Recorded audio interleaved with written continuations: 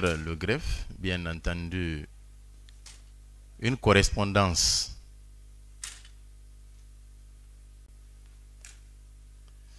qui lui a été adressée par le cabinet d'avocat Maître Ciré Clédor Ly.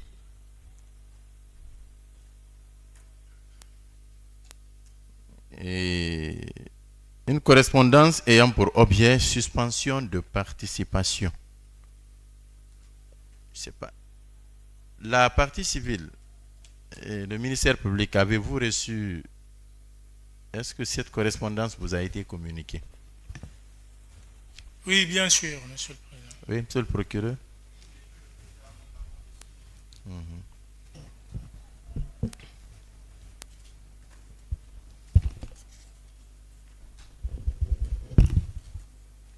Donc, comme je le disais tout à l'heure, à travers cette correspondance, le cabinet d'avocats Maître Ciré Clédor Ly,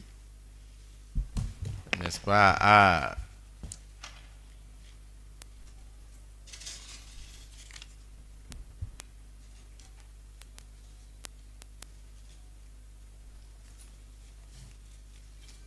entend suspendre alors sa participation pour défendre les intérêts du détenu, du prévenu détenu, M. Mohamed Diané.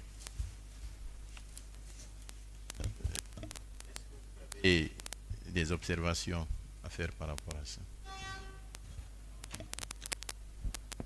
Oui, Monsieur le Président. Comme je venais de le rappeler tout de suite. Voilà, ou bien, monsieur le procureur, puisque nous sommes à une audience publique, oui, permettez d'abord permettez à ce que la greffière fasse lecture du contenu de la correspondance. Pas de souci.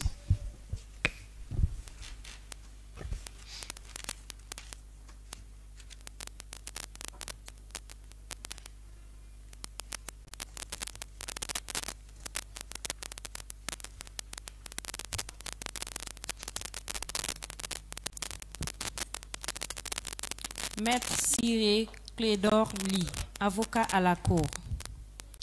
Conseil inscrit sur la liste des conseils. 1. Conseil inscrit sur la liste des conseils de la Cour pénale internationale l'AE. Avocat sans frontières, section sénégalaise. Dakar, le 28 mars 2024. À Monsieur le Président de la Chambre de jugement de la Cour de répression des infractions économiques et financières de la République de Guinée. Objet: suspension de participation. Affaire: Mohamed Diané. L'État guinéen, représenté par l'agent judiciaire de l'État. Monsieur le Président, dans l'affaire ci-dessus, portée à la référence, j'ai le regret de vous adresser la présente correspondance pour vous informer de la position prise par mon cabinet de la suspension de ma présence à côté de mon assistant au débat de la Cour de répression des infractions économiques et financières. Cette décision a été prise après concertation et il existe bien un doute raisonnable sur les perspectives d'un procès équitable. Les violations des droits et de la défense sont des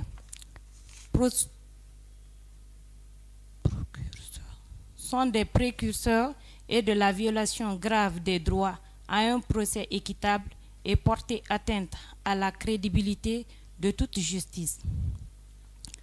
Le procureur spécial a procédé à un déroulement du procès pour se donner des moyens d'une apparence de légalité au mandat de dépôt du 6 avril 2022, qui révélait pas de sa compétence au regard de la loi et des règles de procédure imposées par l'article 3 de l'ordonnance numéro 8 du 7 décembre 2022.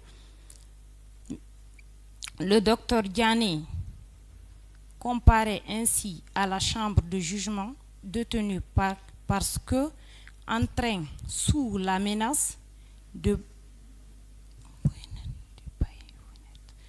sous la menace de baïonnette, a quitté une cellule de prison pour comparaître à son gré et à y retourner après chaque audience, alors que c'est un homme libre qui aurait dans la dignité, avec tous les égards, qui échouait, se présentait volontairement à la barre en raison de l'égalité du mandat de dépôt du 6 avril 2022, décerné par M. le procureur spécial près de la Cour de répression des infractions économiques et financières, en violation manifeste de la règle de l'irrévocabilité de la saisine et l'égalité de sa demande.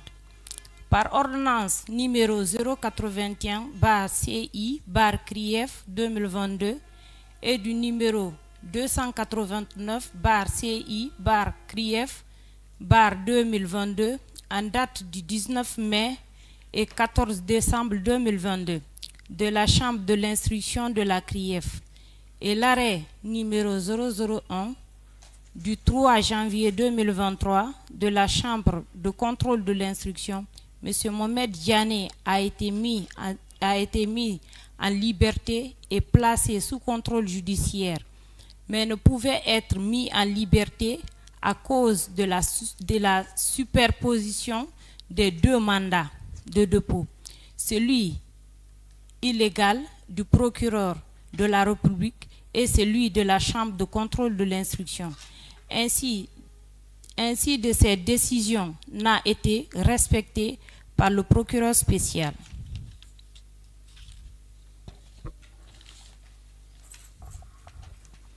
Par arrêt numéro EVW/C/BAR-APP/09/23, rendu du 16 octobre 2023 à la Cour commune de justice de la CEDEAO,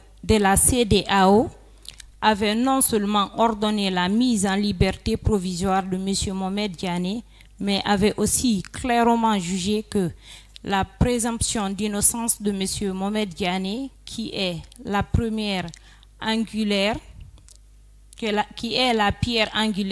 du droit à un procès équitable a été violée.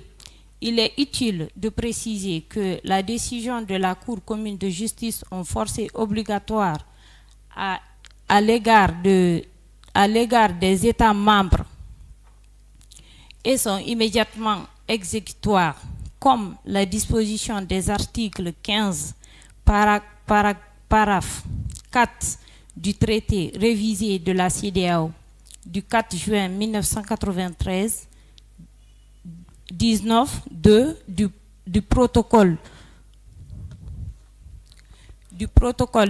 d'addition P1 P1/7/91 du 6 juillet 1991 relative à la Cour de justice de la communauté, 24/1 du protocole d'addition A/S P/1/01/06 du 19 janvier 2005 relative à la Cour de justice et de la communauté et 62 des règlements de la Cour de justice de communauté CEDEAO.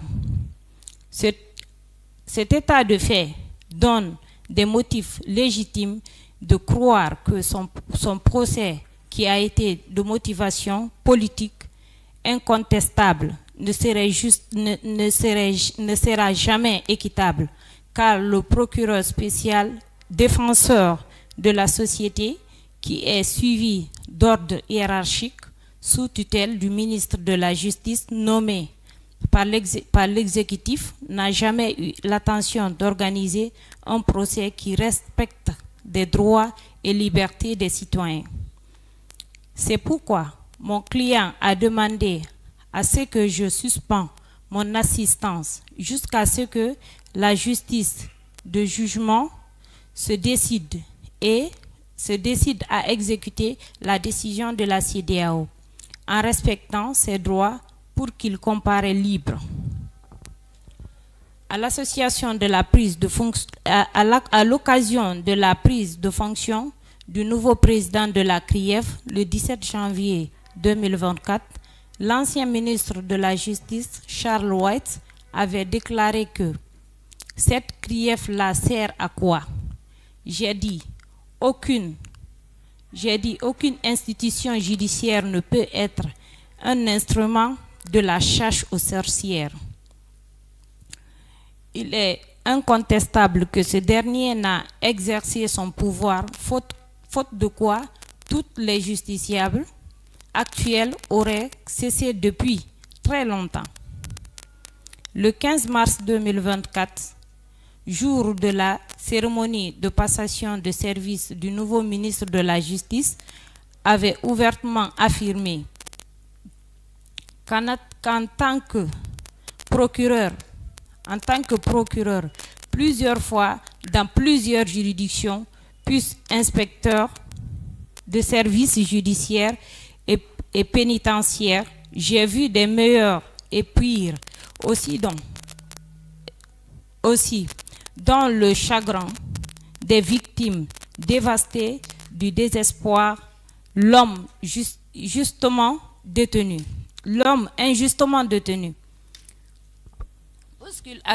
puisqu'il avait rajouté qu'il œuvre à ce que les Guinéens garantissent la jouissance enfin effectuée des droits de l'homme pour tous, et la jouissance effective des droits de l'homme à tous, qui est un axe aussi sensible que fondamental des services, seront attelés de tout d'abord à l'humanisation des conditions de détention dans les établissements pénitentiaires, puis au respect des obligations contenues dans les traités de convention dont la Guinée est partie en matière de droits de l'homme. À l'occasion, lui est offert, intimé l'ordre du procureur spécial de lever le seul mandat qui a été enregistré à la maison centrale de Conakry. Et l'article 37 du Code de procédure pénale l'y autorise. Je prie de croire, Monsieur le Président, à l'assurance de ma très haute considération, votre bien dévoué, Maître Ciré Clédor. Signé Maître Ciré Clédor. Ampliation, oui. Ampliation, Monsieur le Ministre, Monsieur le Garde des Sceaux, Monsieur le Ministre de la Justice, Droits de l'Homme, Monsieur le Président de la Cour de répression des infractions économiques et financières, Monsieur le Procureur spécial de la Cour de répression des infractions économiques et financières, Monsieur l'agent judiciaire de l'État, Monsieur le bâtonnier de l'Ordre des avocats de Guinée.